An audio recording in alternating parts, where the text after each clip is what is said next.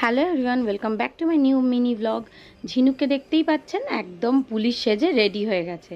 তো আমরা এবার বেরোচ্ছি ঝিনুকের স্কুলের অ্যানুয়াল ফাংশানে। তো অ্যানুয়াল ফাংশানে যাওয়ার নাম শুনে তো ঝিনুকের ভীষণ আনন্দ, আর পুলিশের এই ড্রেসটা পরে ওর মানে মেজাজই আলাদা একদম। তো সুকৃত তো চলে যাবে মিটিংয়ে, ও যাবে অ্যানুয়াল ফাংশানে, কিন্তু সেখান থেকে ওকে মিটিংয়ে যেতে হবে, যার জন্য ব্লেজার টেজার পরে একদম রেডি হয়েই ও বেরোচ্ছে।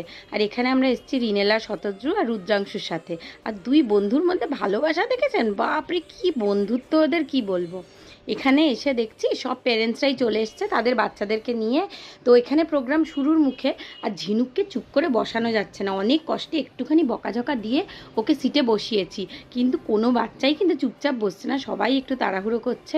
তো এবার সুকৃত বলছিল কি ওকে বেরিয়ে যেতে হবে, কারণ ওর টাইম হয়ে যাচ্ছে, যেতেও অনেকটা সময় লাগবে। অ্যানুয়াল ফাংশন তখনও শুরু হয়নি।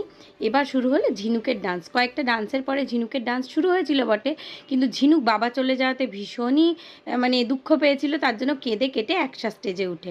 তো এরপর স্টেজ থেকে নেমে ঝিনুক একটা মাজা খেয়ে নিল, আর এদিকে রুদ্রাংশু একটা বিস্কিট খাচ্ছে। তো ওদের স্কুল থেকেই টিফিনের ব্যবস্থা করেছিল। আর এখানে দেখতে পাচ্ছেন ঝিনুককে, মানে ওকে ধরে রাখা যায় না ফাঁকা জায়গায়, আমি কখনো ওর হাত ছাড়ি না। তাও এক সেকেন্ড যদি, মানে আমি ওকে জল খাওয়ানোর জন্য হাতটা ছেড়েছিলাম, আর এই কাণ্ড। এরপর সব শেষে রিনেলা, শতদ্রু, রুদ্রাংশু ওদের সাথেই আমি বাড়ি ফিরে আসি। এসে ঝিনুকে একটু টিভি চালিয়ে দিয়েছিলাম, কারণ এই বেটাইমে যদি ঘুমিয়ে পড়ে খুব মুশকিল। আর বাড়ি ফেরার পথে একটা চকলেট পেয়ে তিনি ভারী খুশি।